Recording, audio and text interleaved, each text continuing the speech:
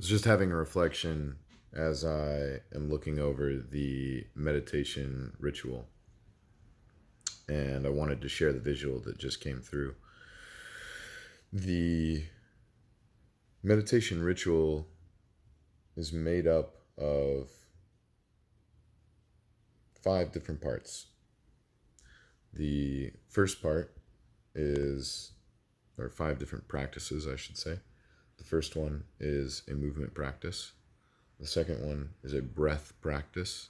The third is a stillness practice. The fourth is an imagineering practice, a visualization practice. It's the word I use, imagineering. I think it sounds clever. And the fifth is a journaling practice.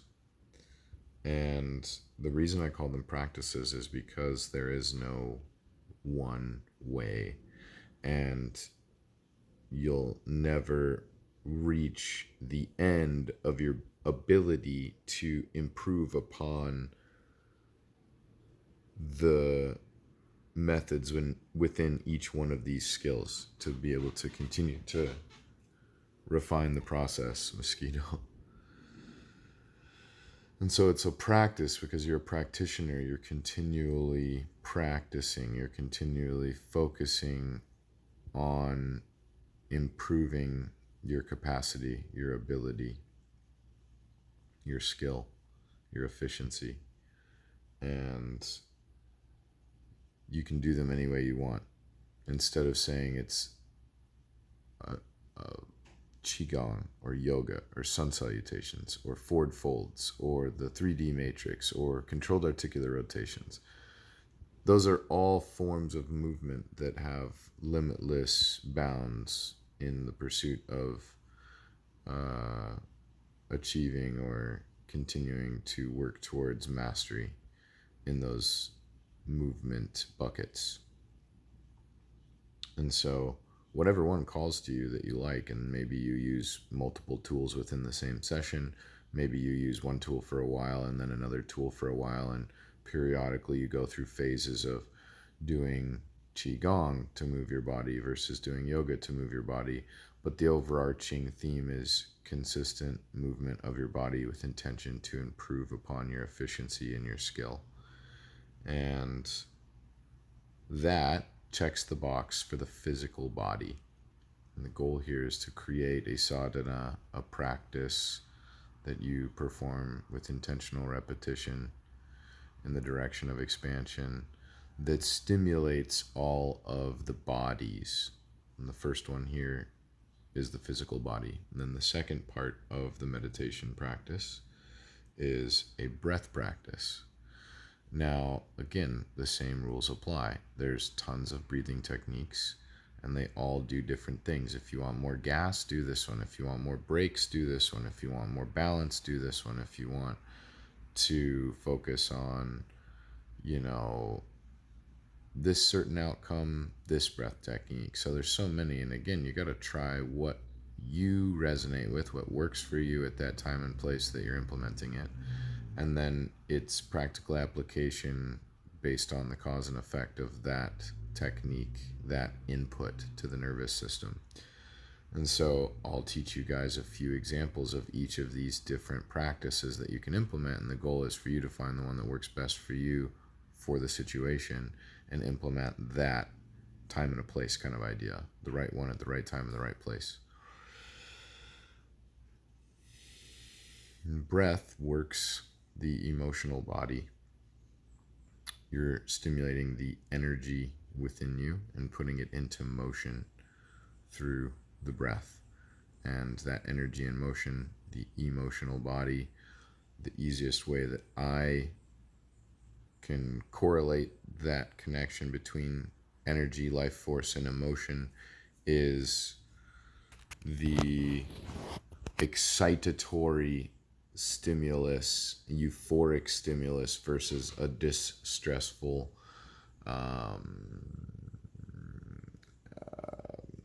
alarming stimulus that doesn't feel good. Blanking on the word choice. But the data now showing, like Wim Hof method, for example, increases XYZ. It helps your body produce some serotonin and dopamine, which can help with alertness and mood and focus and memory retention and motivation. So it can make you more productive at the end of the day. And that's where a lot of the flow research is going on these non-ordinary states of consciousness, NOSC, or altered states of consciousness, or the autotelic state, or the zone. They're all talking about flow state, where you get this perfect combination of stimuli that elicit this biochemical cocktail that puts you into a higher state of functioning, improving your performance, cognitive abilities, blah, blah, blah. The research is profound, doing these different techniques and stacking them together and getting into this flow state and creating this biochemical cocktail can turn you into a mini superhuman. The easy analogy, regardless of the depth of truth, is we only use 10% of our potential. Our brain only uses 10% of its possible output. That same kind of metaphor can apply here, where we're running at a certain kind of baseline, and then we put a different stimulus into the system, say a different type of energy or fuel, going from unleaded to high octane, and now the machine runs more efficiently, so it can go faster and it can go farther. And so that's the kind of idea here when we get into flow state, is we're able to utilize more of our true capacity, a higher capacity that allows us to be more efficient, getting more done in less time, or being able to work longer, therefore getting more done in volume. So it's just utilizing these different practices to elicit this biochemical cocktail that then puts us into these non-ordinary states of consciousness where we can access more of our potential, which is dope. We get more done. We are more engaged in our sensate reality. The nervous system is more present and soaking up more of the experience, creating stronger neural connections and networks in the brain. So it's good all around. And these are some of the most studied practices over time, and also in the current modern scientific field, in relation to these things that help improve your health, but also put you into have the higher potential to help you connect to this air quotes flow state, alignment with your inner being and your outer being, and then being able to go forth and elicit a higher yield because you're functioning more efficiently. So we talked about the physical body. Move the energy by moving your body, moving your spine, move the energy physically, and then move the energy emotionally by creating this positively charged biochemical cocktail of serotonin and dopamine and neuropeptide growth factors and all these things that can be created and stimulated and upregulated due to some of these different breath techniques. And then we move into the spiritual body, aligning to your highest self, your soul, you as the aspect of the divine in the non-physical state that you are, the vibratory aspect of yourself that is in totality the one in oneness with the infinite creator, the infinite intelligence of all things. It's that aspect of you, the bridge between God and your ego, your mind, your individually identified self. And that non-dual, non-separate state of you in this perfect harmony and oneness with both aspects is your guiding light, your intuition, your higher self, higher consciousness. So many your daemon, as they would call it in ancient Greece, the word that was crudely translated to demon. Daemon actually meant a source of higher inspiration that is your guiding light, your logos, your truth on the path to creating, expressing your life's work, your magnum opus, fulfilling your life's work to bring more goodness, beauty, and truth into the world by living your truth and following the path of that higher self, that future you that has achieved all the things you want to achieve and is the embodiment of your maximum potential. And The process here is to release your attachment and identification to this physical self, lower self, which isn't a good term because we're not talking about morality, we're talking about superficiality, or excuse me, not superficiality, but actual the vertical axis, superior to inferior, higher, above, or below. In that sense, the lower self is just the physical material. I like the example of a cloud versus a raindrop on the ground. The raindrop is just an accumulation, a condensation of the cloud that exists now at a lower place in the atmosphere vertically, but it still actually is the cloud, just like the wave is still intermittently or intimately connected to the ocean. In that way, you are not just a drop of the ocean, you are the ocean in a drop, as Rumi would say. The process here, the practice is letting go. The practice is stillness. The practice is doing nothing, because how can you do anything if you're not identified to the physical material you that is verbing down here on earth, right?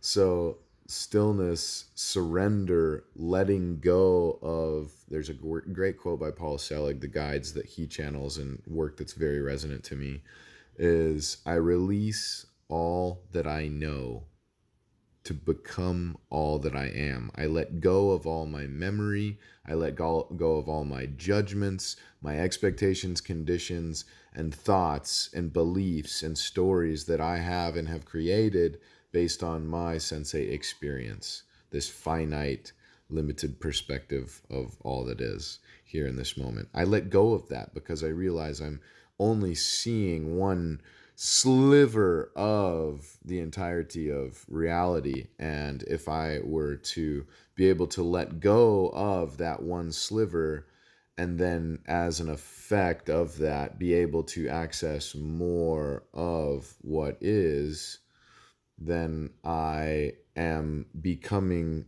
aligned with, coming into alignment with that aspect of myself that I would call God, that higher self, the I am that I am.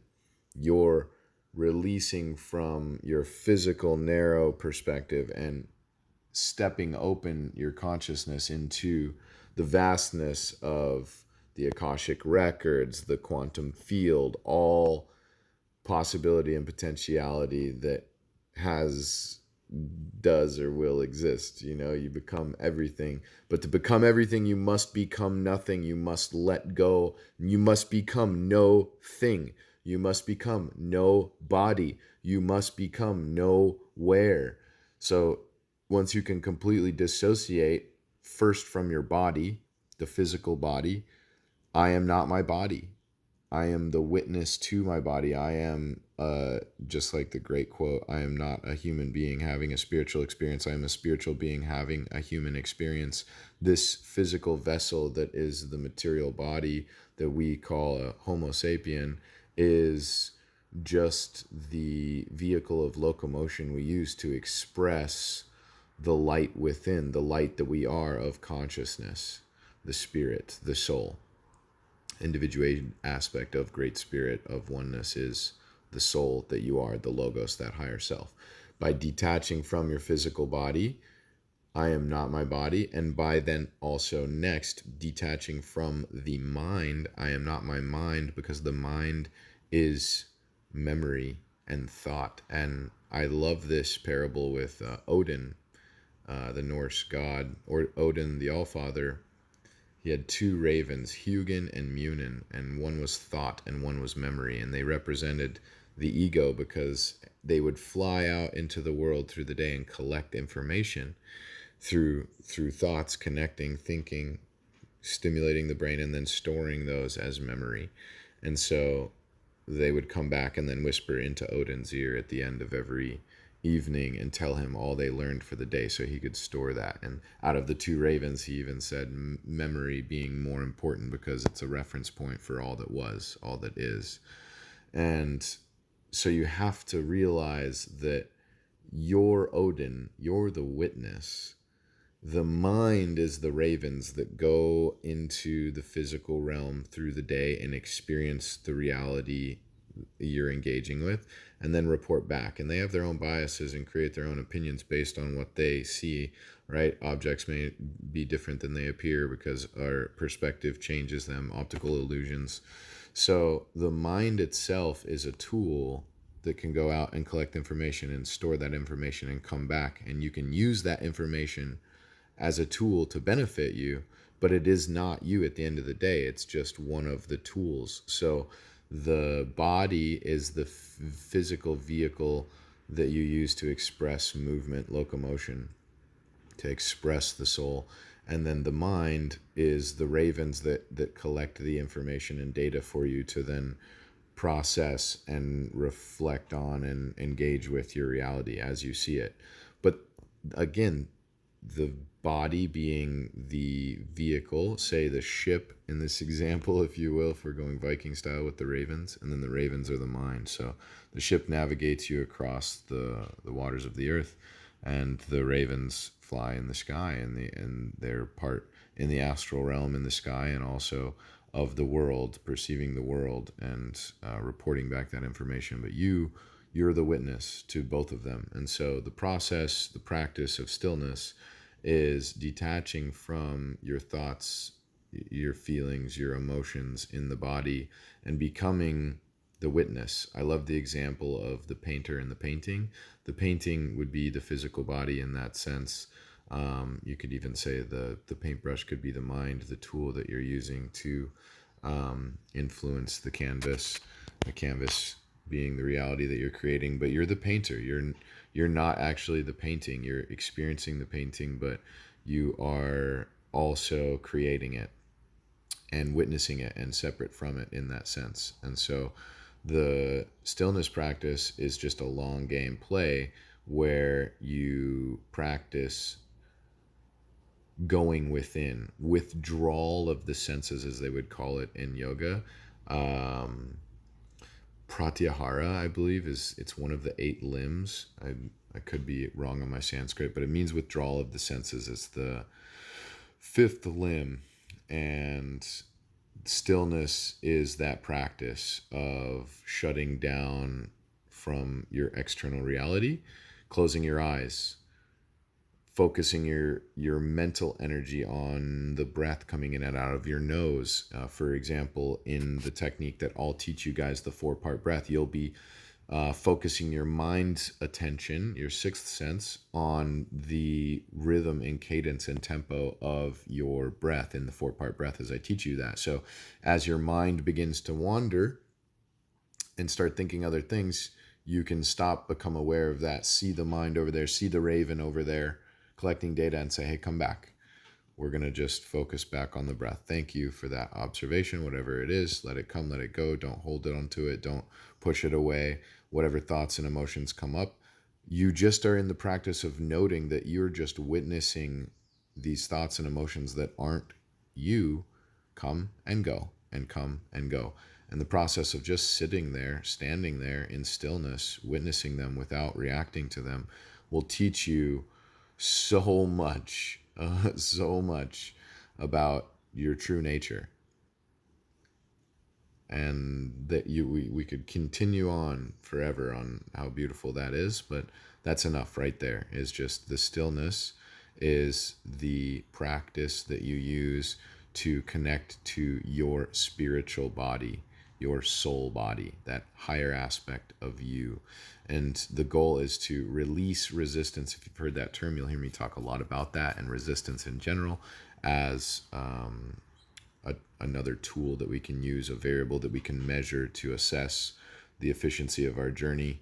So the stillness allows you to detach from the monkey mind and become more of the witness. Withdraw all your senses. You're not thinking about, the sounds. You shut down the sounds, quiet place, or some sound music you can focus on. Focus on your breath. Close your eyes. Start to turn down those external stimuli knobs. And then you can bring your awareness more to that I am within the higher self, the intuition, the bus driver, that voice of the teacher, your guru, that is the heart, that you know and always have, and where all answers reside because you are the medicine, you are the guru. And it's just silencing the external white noise, the static, silencing that down, and then adjusting and tuning your antenna, the physical body. You're literally physically aligning your antenna just like you would those old school TV antennas on the top of your TV. That's the whole point of starting with the physical body, is we unkink the garden hose. And the original reason why I actually created this video 20 minutes ago is to talk on the process of the different bodies as we go through here. So I'll come back to that. But the stillness is connecting to the spiritual body. And in that, releasing resistance and allowing the energy, the information, the intuitive voice, the lessons to come through you, the energy of transformation to come through you, whatever that may be. And your goal is to just be still with it and allow that energy to arise within you as you release resistance and come into alignment with your spiritual body, your inner being, the I that I am that you are. The next piece, we've covered physical body, emotional body, and now spiritual body. The last of the 4 bodies to talk about is the mental body. And the last 2 practices here are the Imagineering practice and the journaling practice. And this brings me to a quote by one of my guides, Hermes Trismegistus, Thoth Hermes, that man's 2 greatest gifts are mind and speech, or thought and word. We will break this down in great detail because I find it to be extremely important and helpful in the navigation of your human experience with the intention of becoming a conscious co-creator. So the first thing that we want to do is thinking of the mind as a magnifying glass or like a scope. It's an aiming device, like a telescope. And so the stars are always there on the other side of the telescope. I love this analogy by Graham Hancock. But focusing of the mind's energy, which is attention and sustained concentration. What are you focusing on, and how well and long can you focus on it? How clear can you make the image on the other side and hold that telescope steady to see that image? Because if you think of the stars as all that exists in the quantum field, everything already, every potential and answer and possibility existing, your dream destiny there on the other side of the telescope. But it's out of focus. You're not exactly sure what you want. You're not exactly sure what that is. That a constellation, or is that a galaxy? I'm not quite sure. What do I really want? What is that over there? And it's still a sea of potentiality, and you haven't brought into focus your true vision that you want to bring forth in your lifetime through your physical existence, through your human body. And the efforts of yoga and all these practices that we'll talk more about if you guys come back around for the second course, which is the yoga teacher training. We'll dive much more into the aspects of yoga, but the refining of your consciousness is ultimately the goal here, so you can bring through whatever is your greatest art, your greatest piece of work, your greatest potential destiny or reality. That process of refining your consciousness to resonate at the frequency of that destiny, that quantum potential in the field, takes the work. That's the work people talk about. The inner work it's you clearing out limiting beliefs, getting yourself physically, mentally, emotionally, spiritually, and vibrationally aligned and attuned with that which you desire. And that's the game. That's the long play of the awakening path and coming into realization of who you are. And then from that point, going forth back into your reality with that new perspective and desire to intentionally co-create. So getting clear is really a big part of what's important here on what you want to create. And that's a big part of what the Henosis Blueprint is about. And then on that note, once you have more clarity and structure of the big picture, we can use the magnifying glass, we can use the power of the mind, the power of thought to direct that consciousness, that energy toward a goal more specific. We can tune the dial of that telescope and see that which was always there in more clarity, and with better clarity have better aim and understanding of how to continue forth in the direction of, experiencing and achieving that goal. And so the structure of the blueprint is the journaling, and that is designing the blueprint. You're writing down this, dream home that you want to create. You're just sketching it out on paper, right? It's just, and that can always change. Sketch one, version two, version three. And so the blueprint and the journaling aspect helps you create structure, walls, channels of direction.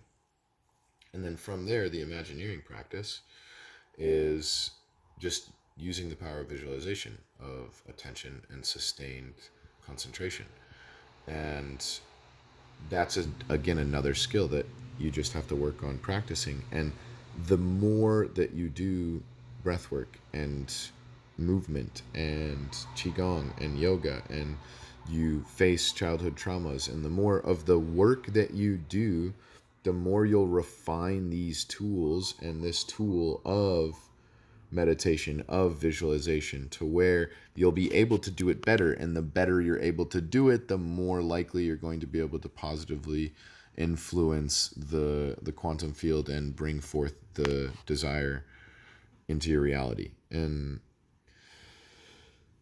so all of this together is going to make you better at creating your reality by improving the ability for you to access and utilize the higher faculties of your mind and overall body in general. Take it from 10% to higher by doing these practices. But then also, again, having the structure and clarity with the visualization practice and the journaling prompts is going to give you more of an understanding in the direction you want to go. So as you build up this increase in efficiency and productivity and this energy that you're going to be able to express, where you want to express it and how you want to express it, to put it to use in a constructive way that's directed toward the achievement of your desires.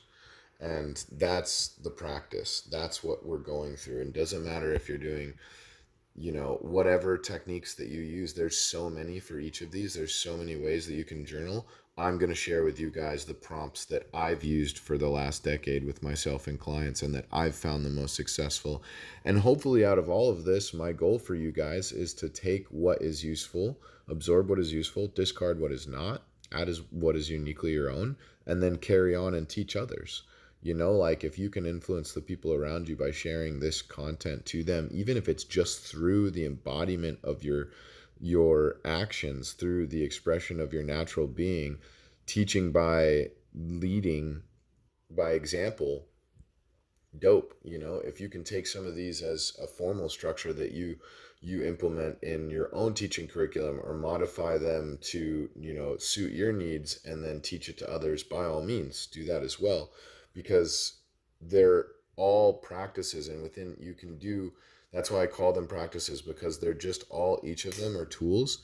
And just like there's a flathead and a Phillips screwdriver and an Allen wrench screwdriver, there's tons of different variations for each one of the tools. And if you were to think of the movement practice as the screwdriver and the breath practice as the hammer, there's a sledgehammer, there's a rubber mallet hammer, there's a hammer with the prong on the back to take nails out. There's so many different variations of each of these different types of tools.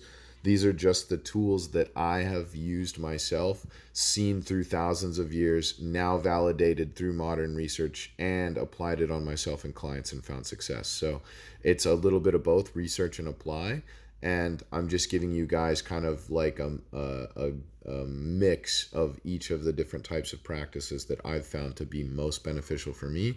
And then that way you're not stuck to the dogma of repeating one routine over and over and over, one meditation for the rest of your life. It's not the meditation, it's not the technique, it's the intention behind all of these.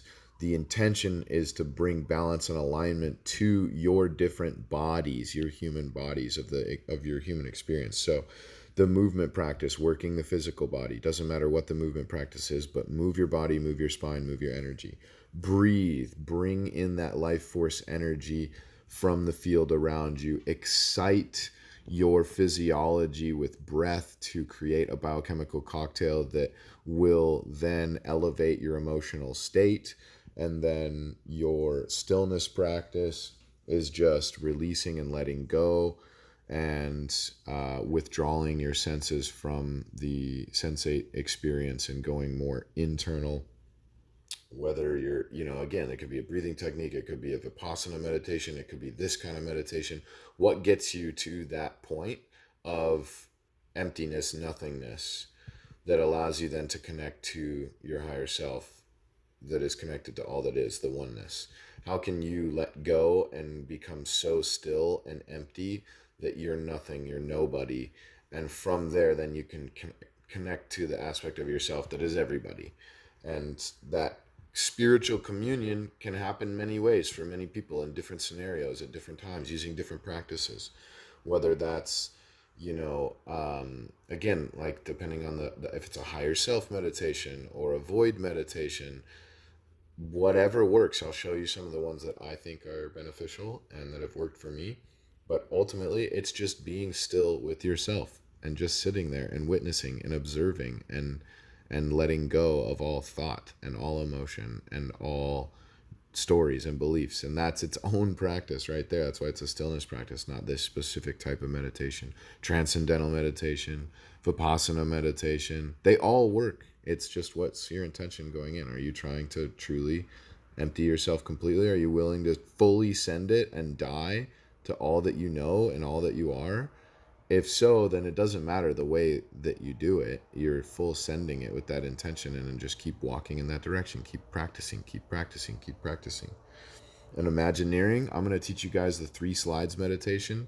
That's my go-to.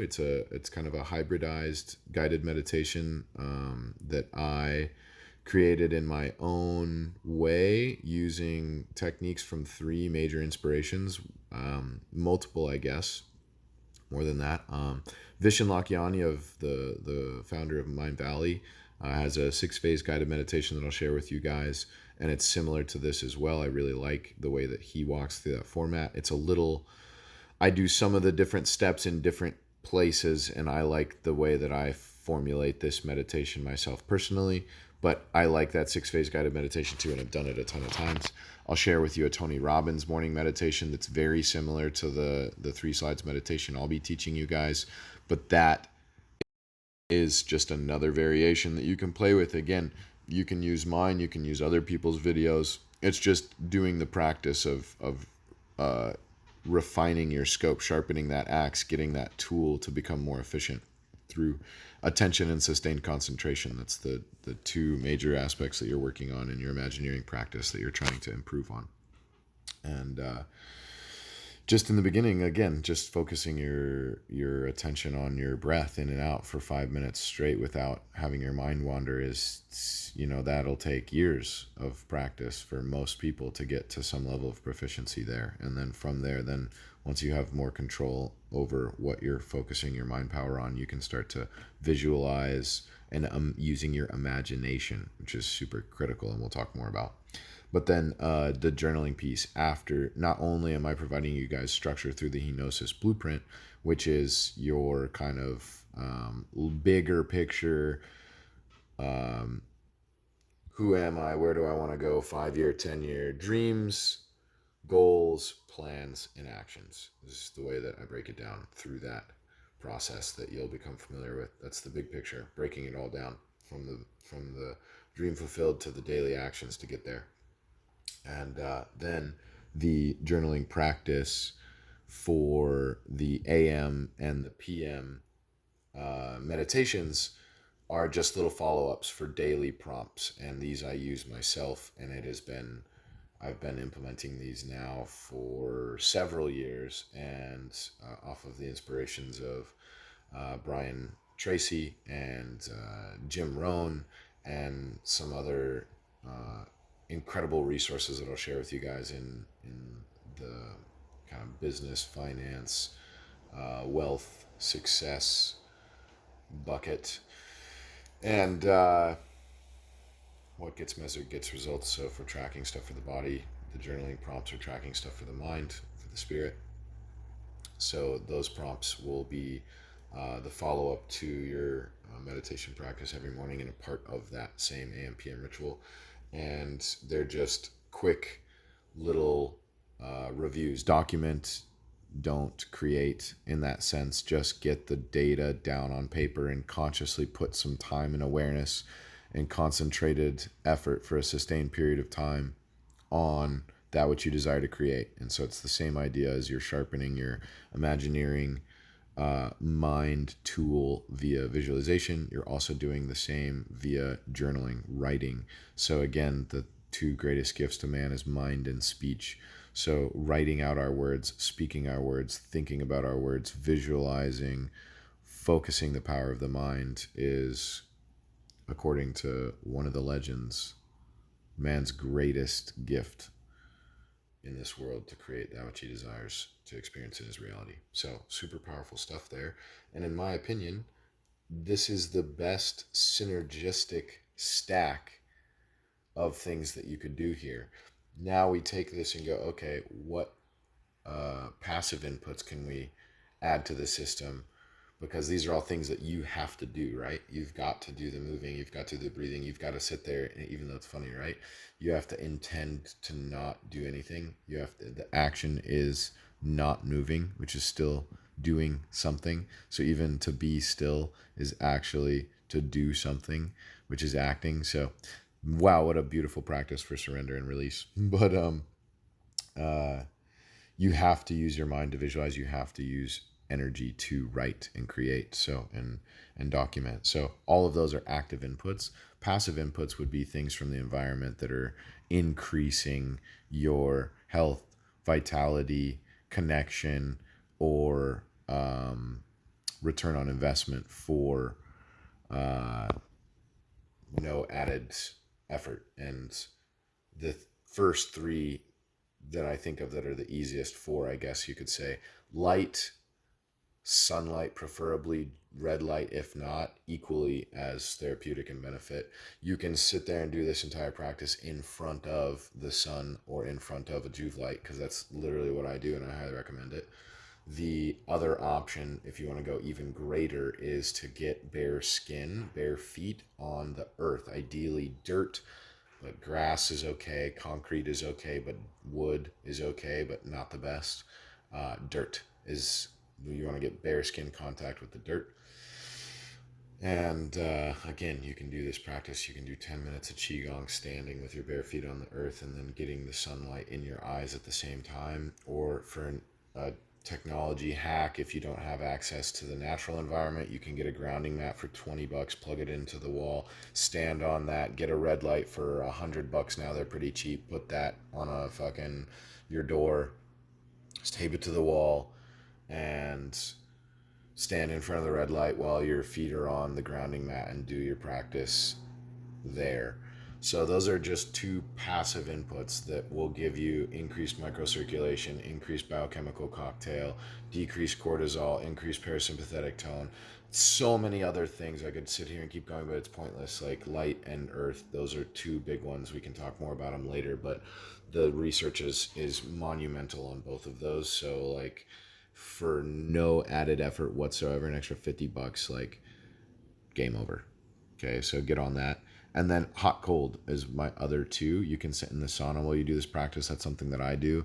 And then typically if I'm gonna sauna, I'm gonna cold plunge right after. I just get out of the sauna and jump in the cold plunge, and that can be a 2-minute exposure. It doesn't even have to be very long. It's not like it's taking extra effort per se, other than the mental effort to fucking suck up your balls and get in the water and just fucking do it.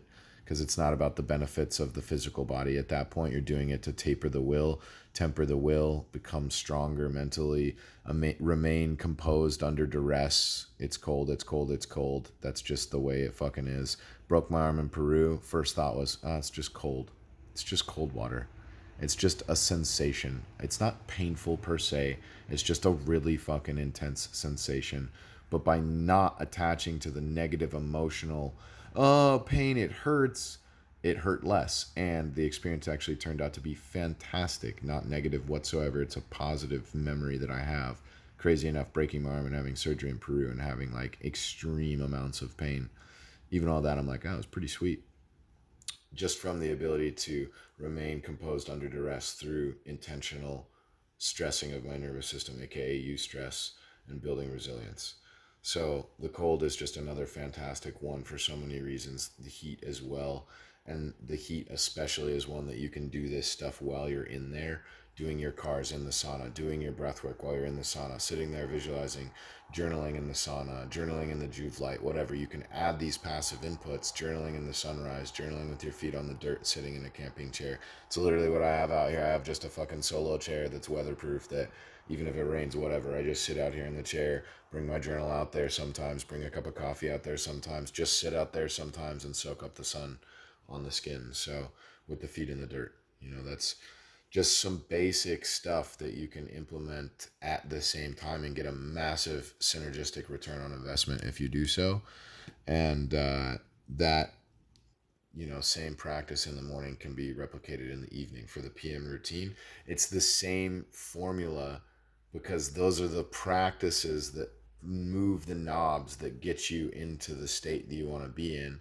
Except the PM ritual, the only difference is, instead of trying to turn some of the knobs up and get ourselves up and ready for the day, I like to call it grounding up versus grounding down. In the morning, we're grounding up. We're trying to get our energy up and going. We're up and moving, right? Up and moving, up and going. And so pulling that energy up to utilize it for the day, but remaining connected through the earth and using the sunlight to power that battery. So that's the grounding up process in the morning, but it's the same thing in the evening. It's still the same connection. It's still the same downregulation, parasympathetic tone, connection to the physical, mental, emotional, and spiritual bodies, aligning to my true destiny and the path that I want to walk, that's going to bring me the most happiness and fulfillment in my life, and leave the greatest positive impact on the world that I'm capable of.